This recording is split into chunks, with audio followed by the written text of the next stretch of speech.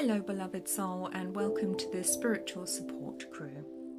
This is the podcast dedicated to supporting all light workers, starseeds, psychics, healers, and all the helper souls incarnated on Earth in these interesting times. I'm your host, Helen Crosby, and today I want to dive right in by talking about the big issue hanging over all of us. It's the new C word that is dividing people in unprecedented ways and sparks fear and anger in so many people. That's right, I'm talking about COVID-19, the novel coronavirus that has caused so much havoc in all of our lives. I can't think of anyone who hasn't been affected by it, at least in some way, and most Western governments have brought in all kinds of measures in the name of safety and public health.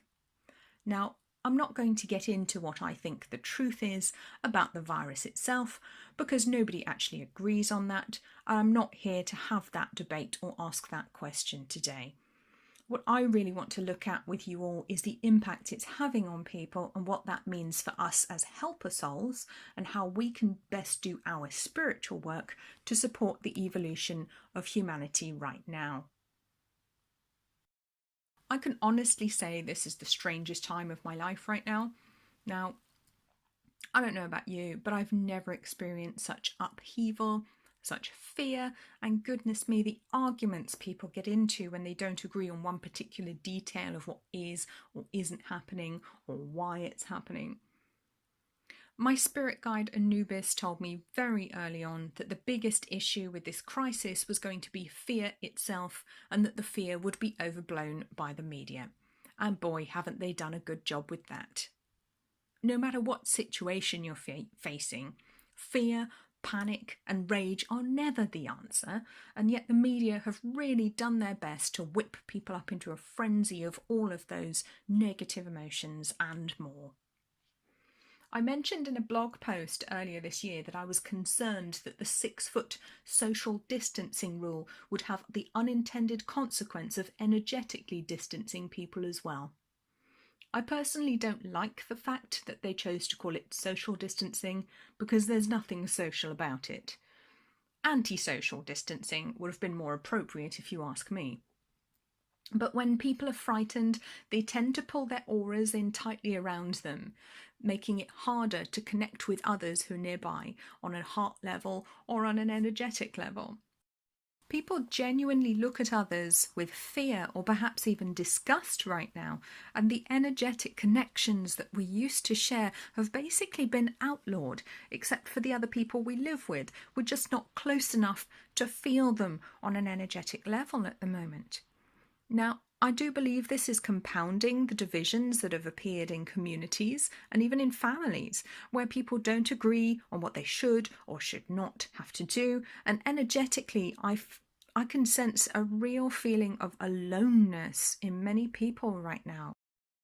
Now, as many of you listening are probably empaths, hello to my empath brothers and sisters, I imagine a lot of you are picking up on this feeling too.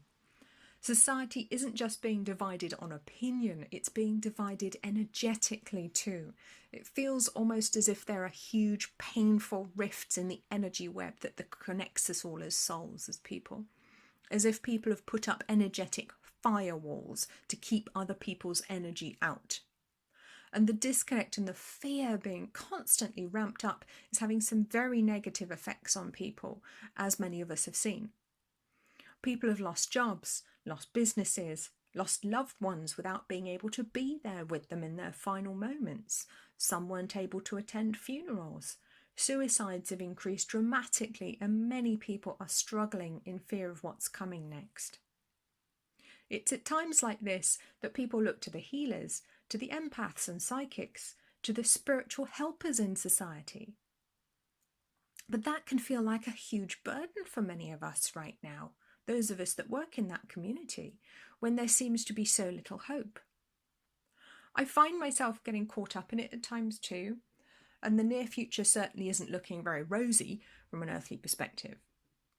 This is actually the main reason I wanted to start this podcast, to help and support the helper souls who are struggling with the burden of trying to carry friends, family and co-workers on an energetic level. This is for the empaths who are feeling exhausted and burnt out by other people's painful emotions, for the psychics, the tarot readers who are being asked to predict when this will all end and to provide reassurance where there may not be very much available. This is for the starseeds who feel helpless to make a difference, who so desperately want to help but don't know how to make it better. This is for you. I just want to tell you, nothing has gone wrong. Nothing. Now, I know that feels counterintuitive right now, but let me reassure you that not one thing has gone wrong. Not one. The world is playing out more or less as it's supposed to. It's not pleasant, but times of great change rarely are. So try to put any worry, anxiety, and fear to one side for a moment if you can. Center your energy, connect with your higher self, and remember that everything is as it's meant to be.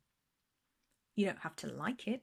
You don't have to enjoy what's going on right now, but you do have to try and stay at the eye of the storm and remember that this is all happening because it's part of the process. Humanity has a huge spiritual awakening upon us. It's a birth, a rebirth. It's painful. It's hard. Birth is always frightening because you're moving out of your comfort zone, and it's painful and terrifying. Everything's different. Everything is unknown. And fear will try to tell you that danger is everywhere. But it's not. Fear is a liar. And this is the reason why we must absolutely hold on to our vision of a positive future for this world. We must hold the vision of that new golden age of enlightenment when Earth is in a time of peace, serenity, compassion, when empathy and spirituality are a given and people are spiritually evolved, loving and kind. This is how we manifest the future that we want and that the Earth deserves. We have to hold that vision, hold that belief, and stay strong and clear in our conviction that everything will be all right and that humanity won't be enslaved or destroyed. I believe that this is our greatest challenge and our greatest responsibility at this point in time. We are called to be the vision holders, the pillars of light, helping to create this new reality and holding it all together while other people run around with their hair on fire. This is our task.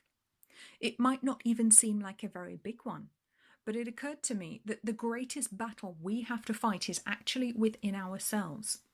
It's on the inside, not the outside. As above, so below, as within, so without. We know this. Our inner world creates our outer world.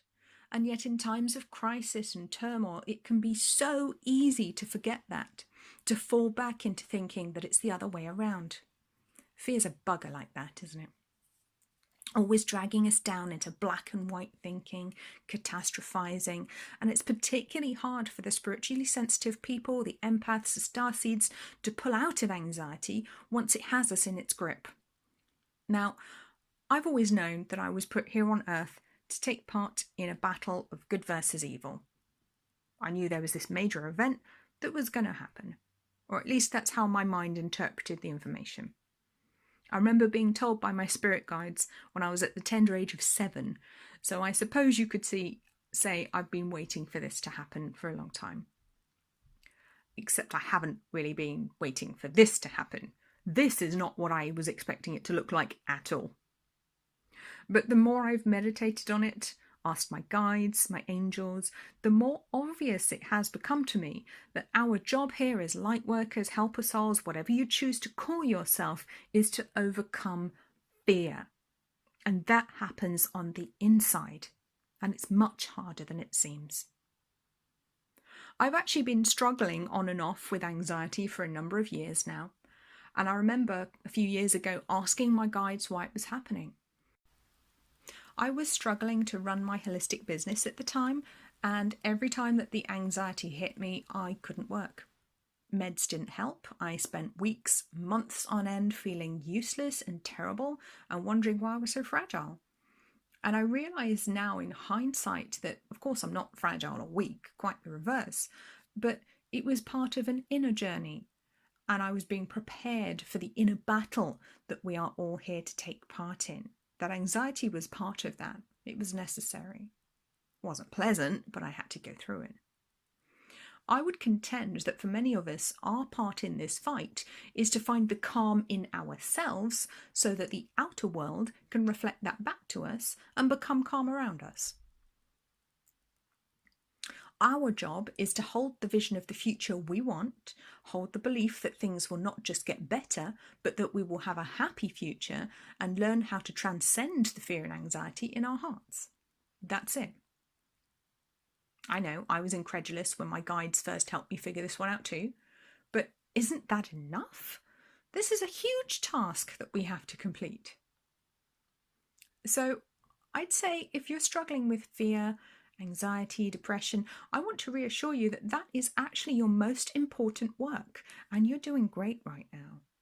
We change the world by changing ourselves, and the world around us will have to rearrange itself to match our energy, to match our vibration when we do that. It can't not. And when enough of us are able to hold that vision of a positive, loving future, to hold the energy of love and transcend fear, that is when we will start to see the results manifest. The energy is already tipped in our favour. We can't lose this battle. It may take longer for some than others, and some souls have undoubtedly chosen suffering and ignorance in this lifetime, and they're not wrong either. It's just their path. So I repeat, nothing has gone wrong. I want you to remember that. Nothing has gone wrong. Hold your vision. Find the peace within you, and let's manifest that new dawn.